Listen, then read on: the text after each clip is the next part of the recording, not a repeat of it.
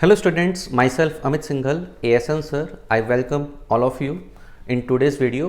आज का ये वीडियो उन बच्चों के लिए स्पेशल है जो 10th क्लास में हैं, अपनी बोर्ड्स की तैयारी कर रहे हैं। जैसे ही 10th के बोर्ड्स ख़त्म होंगे बच्चों, आपके सामने एक सबसे बड़ा प्रश्न आएगा कि 11th क्लास 12th क्लास में हम कौन सी स्ट्रीम चूज़ करें। तो ये वीडियो आपको इसी में बहुत हेल्प करने वाला है कि हमें कौन सी स्ट्रीम चूज़ करनी है, किस फैक्टर को ध्यान में रख के चूज़ करनी है। तो बड़े ध्यान से देखिए इस वीडियो को, ये आपकी ज़रूर मदद करेगा। तो बच्चों, जैसे ही हम 10th क्लास क्रॉस करेंगे, 11th क्लास में हमारे सामने सबसे पहला प्रश्न आएगा कि हम कौन सी स्ट्रीम में जाएं। मेजरली सभी बच्चों के सामने ये 3 स्ट्रीम हमारे पास रहती हैं, साइंस, कॉमर्स एंड आर्ट्स। ये 3 स्ट्रीम हमारे पास सामने हैं। अब साइंस में मैथमेटिक्स अलग है, बायो अलग है। अब देखो, कुछ परसेंटेज ऑफ स्टूडेंट्स बड़े फोकस होते हैं स्टार्टिंग से ही, उन्हें पता होता है कि उन्हें फ्यूचर में क्या करना है। जिनको इंजीनियर बनना है वो मैथमेटिक्स लेते हैं, जिनको डॉक्टर बनना है वो बायो लेते हैं, और जिनको सीए, सीएस वगैरह बनना है वो कॉमर्स साइड में जाते हैं। और कुछ बच्चे जो फोकस्ड होते हैं सिविल सर्विसेज के लिए, वो स्टार्टिंग से ही आर्ट साइड को ऑप्ट करते हैं। अब मेजॉरिटी ऑफ द स्टूडेंट्स ऐसे होते हैं जो हमेशा कंफ्यूज होते हैं, उन्हें नहीं पता होता कि उनके लिए कौन सी स्ट्रीम अच्छी है। स्ट्रीम चूज़ करते हुए किन किन फैक्टर का हमें ध्यान देना चाहिए, आखिर कौन से फैक्टर हैं जो हमारे लिए इम्पॉर्टेंट है। अब देखो, स्ट्रीम चूज़ करने से पहले कुछ परसेप्शंस होते हैं। वो फैक्टर बताने से पहले मैं आपको कुछ परसेप्शंस बताऊंगा कि वो परसेप्शंस क्या क्या हैं। जैसे साइंस, मैथ्स या बायो के लिए high level of knowledge is required. भाई काफ़ी बच्चे कॉमर्स साइड और आर्ट साइड में इसलिए जाते हैं कि भाई उन्हें ज़्यादा नहीं पढ़ना, या वो अपने आप को ज़्यादा इंटेलिजेंट नहीं मानते, इसलिए काफ़ी बच्चे कॉमर्स साइड और आर्ट साइड में जाते हैं और वो साइंस साइड को ऑप्ट नहीं करते हैं कि यार इसमें high level of intelligence is required. कुछ बच्चे साइंस साइड ये सोच के लेते हैं कि यार ये हाई स्कोरिंग सब्जेक्ट है, कि भाई इसमें प्रैक्टिकल्स होते हैं, 50% मार्क्स प्रैक्टिकल्स आ जाते हैं और बाकी 50% थ्योरी से आ जाते हैं। कुछ बच्चे जॉब अपॉर्चुनिटीज़ को देख के कि भाई साइंस में और इंजीनियरिंग में as well as medical science में, दोनों में ही जॉब अपॉर्चुनिटीज़ बहुत सारी हैं, इसलिए चलो इस फील्ड में ले लेते हैं। कुछ बच्चे ये सोच लेते हैं कि यार ये एवरग्रीन मतलब सदाबहार है, ये सोच के अपनी स्ट्रीम चूज़ कर लेते हैं। लेकिन किसी स्ट्रीम को चूज़ करने का ये फैक्टर नहीं होना चाहिए जहाँ तक मुझे लगता है। कॉमर्स साइड बहुत सारे बच्चे सेफ ऑप्शन ये सोच के ले लेते हैं कि यार साइंस में पता नहीं क्या होगा क्या नहीं होगा, इसलिए चलो कॉमर्स ले लेते हैं। कुछ बच्चे ये सोच लेते हैं कि यार मैथमेटिक्स की ज़रूरत नहीं होती है कॉमर्स में, भाई not good in mathematics, we are not good in mathematics, तो इसलिए चलो ऐसा करते हैं कॉमर्स ले लेते हैं कि ज़्यादा ज़रूरत नहीं होती। लेस कंपटीशन, बहुत सारे बच्चों का मानना भी ये होता है कि यार जो अच्छे अच्छे लोग हैं वो तो अपने साइंस साइड में चले जाएंगे, तो हमारे लिए जो कंपटीशन है वो कम बचेगा। आर्ट साइड ह्यूमैनिटीज़ के लिए बच्चों के मन में क्या रहता है कि यार मैं पढ़ने में बहुत अच्छा नहीं हूँ, तो इसलिए मैं साइंस और कॉमर्स नहीं लूँगा, ठीक। या फिर उनके मन में ये रहता है कि यार मुझे तो बस बड़े होकर एक डिग्री चाहिए नाम के लिए, इसलिए मैं ह्यूमैनिटीज़ या आर्ट्स में से कुछ भी ले लेता हूँ। ये परसेप्शंस बच्चों कई बार हमें मिसगाइड करते हैं, हमें गलत स्ट्रीम में हमें पहुँचा देते हैं। इससे बड़े कुछ और हमारे पास और कि भाई स्ट्रीम चूज़ करते हुए पेरेंट्स की उम्मीदें, सबसे बड़ी चीज़ है पेरेंट्स की उम्मीदें। बहुत सारे पेरेंट्स होते हैं जो अपने बच्चों पे अननेसेसरी प्रेशराइज करते हैं कि भाई आपको इंजीनियरिंग लेनी चाहिए या आपको मेडिकल लेनी चाहिए। मुझे लगता है कि इस तरह प्रेशराइज करके बच्चे का कैरियर हम नहीं बना सकते। बच्चे का कैरियर बच्चे के इंटरेस्ट से बनता है। तो चलो मैं उस पर अभी और आऊँगा। तो पेरेंट्स की उम्मीदें, तो बेटा पेरेंट्स की उम्मीदें होना अच्छी बात है, कोई गलत बात नहीं है, लेकिन पेरेंट्स की उम्मीदें हमारी इंटरेस्ट से मैच होनी चाहिए। अगर वो हमारी इंटरेस्ट से बिल्कुल मिसमैच हो रही हैं तो वो उम्मीदें कहीं ना कहीं हमारे लिए खतरनाक साबित हो सकती हैं। Peer pressure of society, it's the biggest factor, मतलब बहुत बड़ा फैक्टर होता है जो बच्चों को मिसगाइड करता है स्ट्रीम चूज़ करते हुए। पीयर प्रेशर ऑफ सोसाइटी, भाई आस पड़ोस में शर्मा जी का लड़का, गुप्ता जी का लड़का इंजीनियर है तो हम भी इंजीनियर बन जाएंगे, या वो डॉक्टर है तो हम भी डॉक्टर बन जाएंगे, या वो सीए है तो हम भी सीए बन जाएंगे। ये जो प्रेशर है, इस प्रेशर में आके हमें कभी भी स्ट्रीम को चूज़ नहीं करना चाहिए।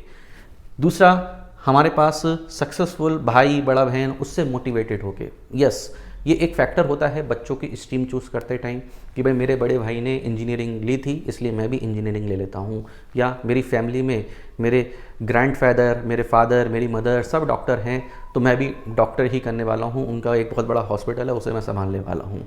इस तरह से हम चीज़ें डिसाइड करते हैं। काफ़ी बच्चे होते हैं जो अपने बारे में जानते नहीं हैं कि उनका इंटरेस्ट क्या है, उनकी कैपेबिलिटीज़ क्या हैं, और वो बस ले लेते हैं कि हाँ यार हमें कुछ तो लेना है तो इसलिए ले लेते हैं। लेकिन मुझे नहीं लगता कि ये हमारे लिए सही तरीका है। मैंने एक एग्जांपल, भाई फरहान 3 इडियट मूवी ये सब ने देखी होगी। फरहान इंजीनियरिंग कर रहा था लेकिन इंटरेस्ट किस में था? फोटोग्राफी में। बाद में क्या हुआ? इंजीनियरिंग स्विच करके फोटोग्राफी में ही इसने अपना कैरियर करा। ये मूवी सबने देखी होगी, बहुत इंस्पायरेशन मूवी है, सबको देखनी चाहिए। तो सोचो what is right and what is wrong, कि हमारे लिए राइट क्या है और हमारे लिए रॉन्ग क्या है। अब देखो मैं कहता हूँ कि किसी भी बच्चे को स्ट्रीम दो फैक्टर हैं जिन पे चूज़ करनी चाहिए। नंबर 1 उसका इंटरेस्ट, नंबर 2 उसके उस स्ट्रीम में कैरियर प्रोस्पेक्ट, या वो भविष्य में क्या बनना चाहता है इस बात को लेके। भाई मान लो इंटरेस्ट है बायोलॉजी में, बनना चाहता हूँ इंजीनियर, तो ये तो बिल्कुल मिसमैच हो गया ना। अगर इंजीनियरिंग में इंटरेस्ट है तो बायो लेके इंजीनियरिंग नहीं की जा सकती, यस। या फिर मैं बनना चाहता हूँ सीए, और मैंने ले ली मेडिकल, बायोलॉजी ले ली। अब बायोलॉजी पढ़ के तो कोई सीए नहीं बनता ना। तो मैं क्या बनना चाहता हूँ और मेरा इंटरेस्ट किस चीज़ में है, व्हाट इज़ राइट और what is wrong for me, मेरे लिए सही क्या है, मेरे लिए गलत क्या है, इस चीज़ को देखना बहुत ज़रूरी है। इंटरेस्ट, किस सब्जेक्ट में मेरा इंटरेस्ट है, मेरा इंटरेस्ट फिजिक्स पढ़ने में है, या मेरा इंटरेस्ट मैथ्स पढ़ने में है, या मुझे बायो बहुत पसंद है, या मुझे ये तीनों पसंद नहीं है ऐसा भी हो सकता है कि ये तीनों मुझे पसंद नहीं है, मुझे तो हिस्ट्री बहुत पसंद आती है, मुझे ज्योग्राफी बहुत पसंद आती है। ऐसा हो सकता है कि मुझे ये साइंस वाले सब्जेक्ट ना पसंद हों। तो सबसे पहले एक्सप्लोर करिए कि मुझे कौन सा सब्जेक्ट अच्छा लगता है, किस सब्जेक्ट को मैं बस टीचर ने पढ़ाया और मैं सब समझ लेता हूँ। भाई ये बढ़िया तरीका है कि टीचर्स ने बताया और मैंने एक बार में पढ़ लिया, मुझे किसी और चीज़ की ज़रूरत नहीं है। किस सब्जेक्ट में जो प्रॉब्लम्स हैं 10th में वो हम एक बार में पढ़ते ही सॉल्व कर देते हैं, तो वो हमारे इंटरेस्ट को बताएगा कि हम किस सब्जेक्ट की ओर इंक्लाइन हैं। अगर हम साइंस में इंक्लाइंड हैं तो डेफिनेटली हमें साइंस साइड लेनी चाहिए। अगर हम साइंस में इंटरेस्टेड नहीं हैं तो हमें साइंस नहीं लेनी चाहिए, हमें कॉमर्स या आर्ट साइड पे जाना चाहिए। साइंस में भी 2 स्ट्रीम है, मैथमेटिक्स और बायोलॉजी। अब किसी बच्चे की जो कैपेबिलिटीज़ है वो एनालिटिकल स्किल्स की होती है कि वो प्रॉब्लम्स को सॉल्व करना ज़्यादा पसंद करता है, और कुछ बच्चे ऐसे होते हैं जो याद करना ज़्यादा पसंद करते हैं कि चीज़ों को फटाफट याद कर लिया। यस, तो याद करने वाली जो काम है वो इंजीनियरिंग में काम आपकी नहीं आने वाली है, मैथमेटिक्स में काम आपकी नहीं आने वाली है, और जो सॉल्व करने वाले काम है वो आपका बायोलॉजी में ज़्यादा काम नहीं आने वाला है। तो आपको अगर याद करने की कैपेसिटी आपकी अच्छी है तो मैं कहूँगा साइंस में आपको बायो लेनी चाहिए। अगर आपको प्रॉब्लम सॉल्व करना, लिख के सॉल्व करना, दिमाग लगा के पजल सॉल्व करना, इस तरह की स्किल्स आप में अच्छी हैं तो आपको इंजीनियरिंग लेनी चाहिए।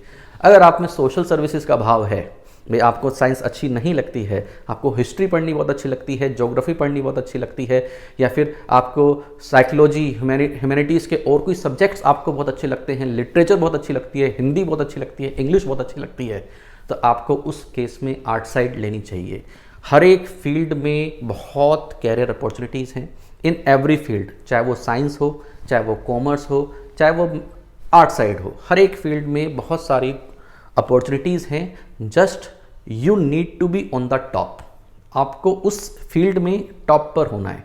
अगर आप टॉप पर हैं तो आपके लिए अपॉर्चुनिटीज़ ढूंढने की जरूरत नहीं है, अपॉर्चुनिटीज़ ढूंढते ढूंढते आपके पास आ जाएंगी। Got it? तो इसलिए अपने इंटरेस्ट की चीज़, अगर हम लाइफ में अपने इंटरेस्ट की चीज़ कर रहे हैं तो हमें इंटरेस्ट की चीज़ करते हुए एक्सेलेंसी लाना आसान होता है, इंस्टीड ऑफ कि हम अगर ऐसी कोई सब्जेक्ट ऑप्ट कर लें जिसमें हम बिल्कुल भी इंटरेस्टेड नहीं हैं। या फिर कुछ बच्चे का कैरियर फिक्स होता है कि यार मुझे इंजीनियर बनना है, या कुछ बच्चों का कैरियर फिक्स होता है कि यार मुझे डॉक्टर बनना है, तो हमें फिर उस फ्यूचर प्रोस्पेक्ट के हिसाब से अपनी स्ट्रीम को चूज़ करना चाहिए। तो बेटा self assessment, this kind of self assessment is very much required. कई बार ये भी होता है कि भाई हमें जैसे कोई सब्जेक्ट देखना है कि भाई लेट से मुझे फिजिक्स पसंद है 10th क्लास में, तो 10th क्लास में फिजिक्स पसंद है तो 11th में पसंद होगी या नहीं होगी।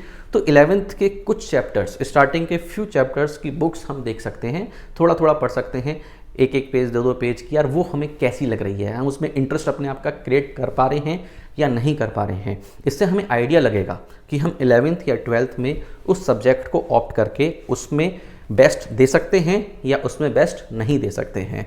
तो self assessment and career opportunities, वैसे कैरियर अपॉर्चुनिटीज़ हर एक स्ट्रीम में बहुत हैं, उस बात की ज़्यादा चिंता नहीं करनी चाहिए। लेकिन अगर हमारा कोई पर्टिकुलर है कि हाँ हमें इस फील्ड में ही अपना कैरियर बनाना है, तो फिर तो स्ट्रीम हमें उसी के हिसाब से चूज़ करनी पड़ेगी। अगर बच्चों हम राइट स्ट्रीम चूज़ करेंगे, 11th एंड 12th की पढ़ाई इस तरह की होने वाली है, खुशी खुशी हम पढ़ते रहेंगे, मस्त मस्त हम नंबर लाते रहेंगे। लेकिन अगर हमने स्ट्रीम चूज़ करने में गलती कर दी तो बेटा ऐसे हम सर पकड़ के बैठ जाएंगे। यस, तो हमें सर पकड़ के नहीं बैठना है, हमें बिल्कुल स्ट्रेस नहीं लेना है। बिना स्ट्रेस के जो हम पढ़ाई करेंगे, डिसिप्लिन में रह के जो हम पढ़ाई करेंगे, वो हमारे लिए काम आएगी और उसमें हम अपना बेस्ट हम दे पाएंगे, हम उसमें हम एक्सीलेंस अचीव कर सकते हैं। तो उम्मीद करता हूँ आज का ये छोटा सा वीडियो आपकी ज़रूर मदद करेगा कि हमें कौन सी स्ट्रीम चूज़ करनी चाहिए या कौन सी स्ट्रीम चूज़ नहीं करनी चाहिए। स्ट्रीम चूज़ करने को लेकर आपके कोई भी क्वेश्चंस हैं आप मेरे से पूछ सकते हैं।